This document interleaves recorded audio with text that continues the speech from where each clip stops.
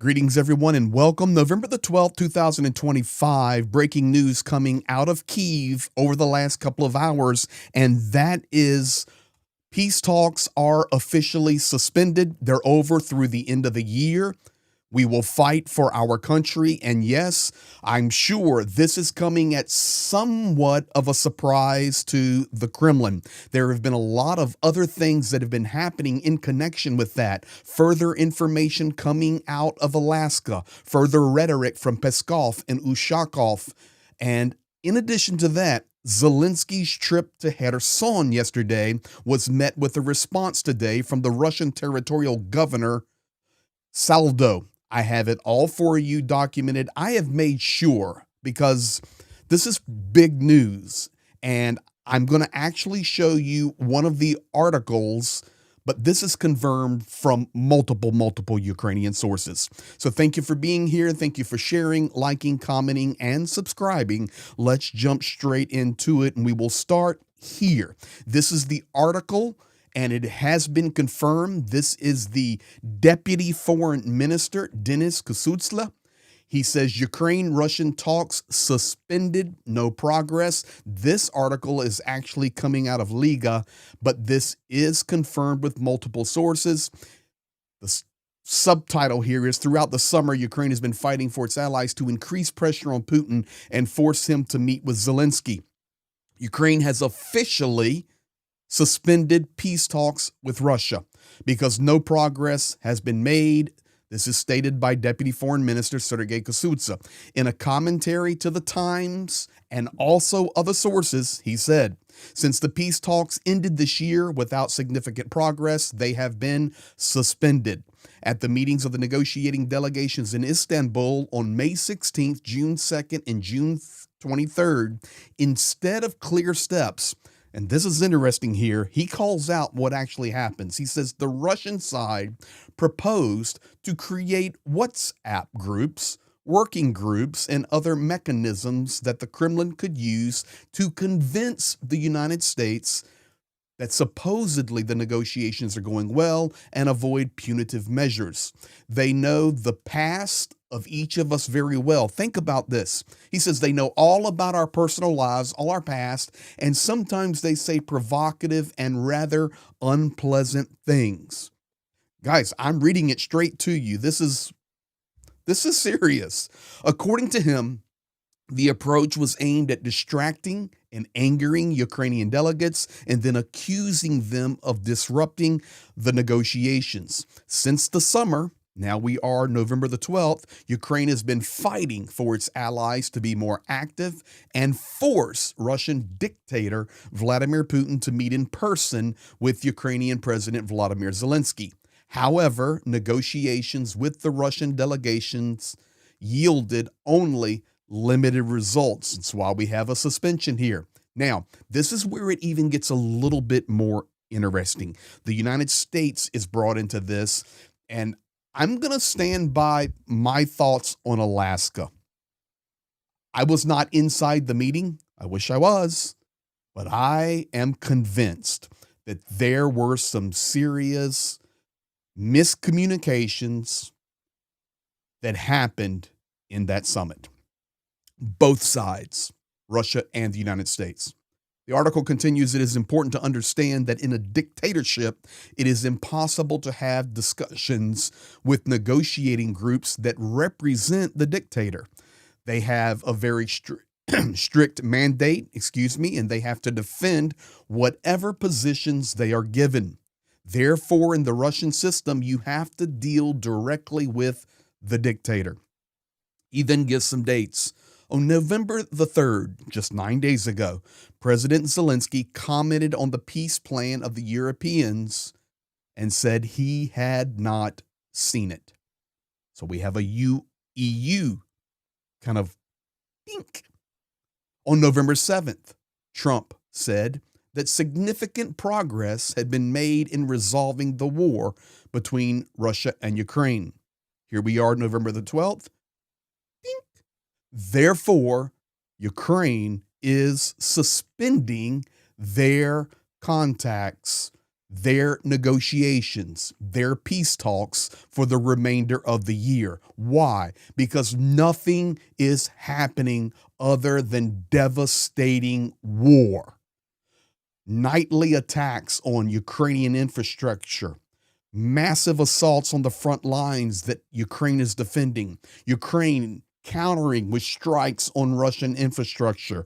The war is not decreasing, the war is increasing. Therefore, to play these games with WhatsApp groups and little picture shows, especially while the world is now so distracted with other events going on, whether it's Venezuela and now Colombia, we now hear that we hear and we see that India and Pakistan are on the verge of going straight back into war because of attacks that happened in each of those nations, Israel and Gaza. You name it, guys. The British have suspended intelligence sharing with the United States in the Caribbean. Colombia has stopped intelligence sharing in that region with the United States. Everything is completely fractured.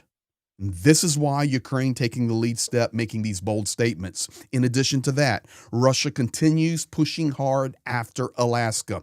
Here are a few statements, and I have Ushakov on video in just a moment.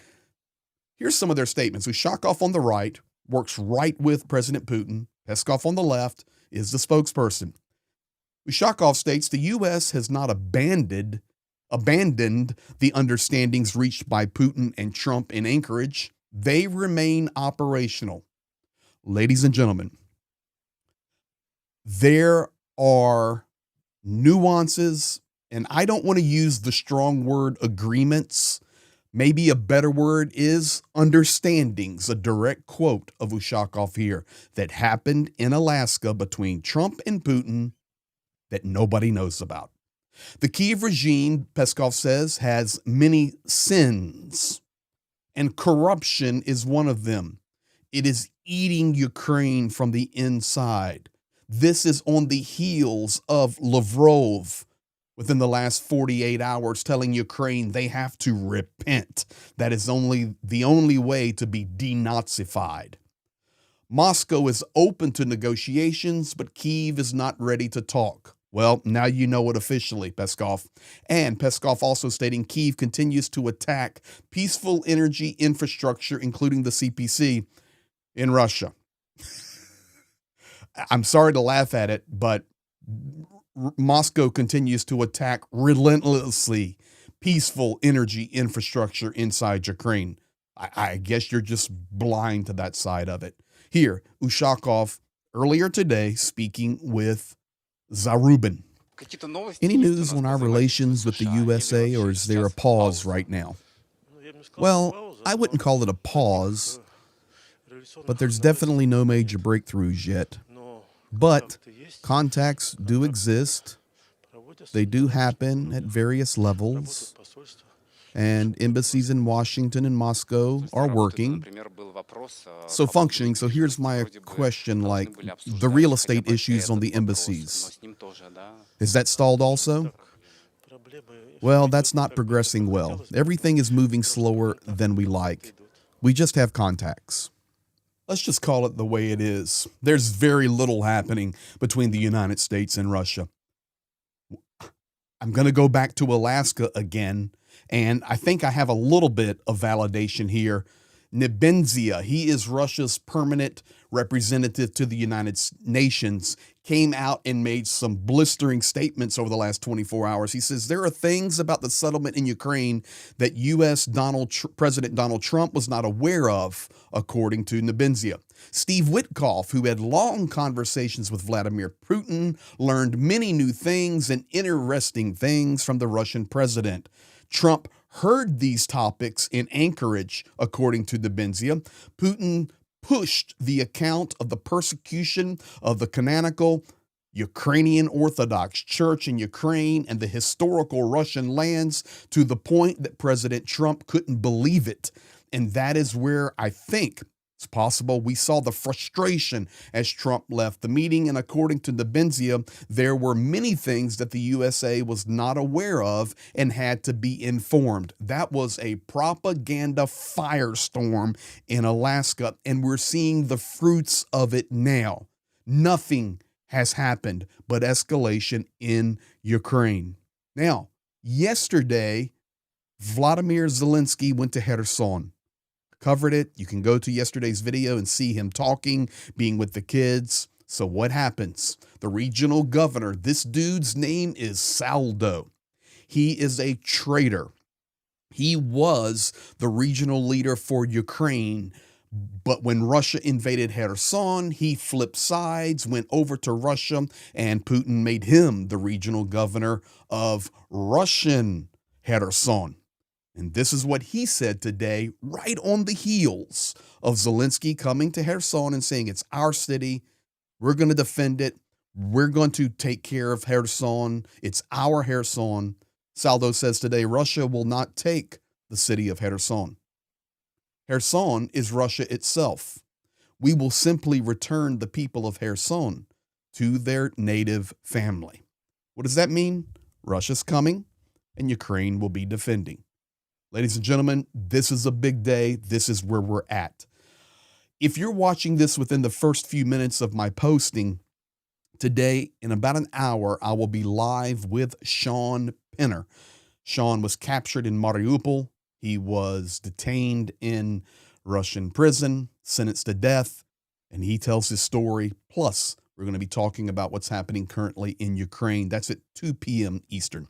So if you catch it, this update after that, you'll be able to go back and watch that live on demand as well. Thank you for being here. Thank you for sharing, liking, commenting, and subscribing. This is where we're at today, November the 12th, 2025. Be blessed.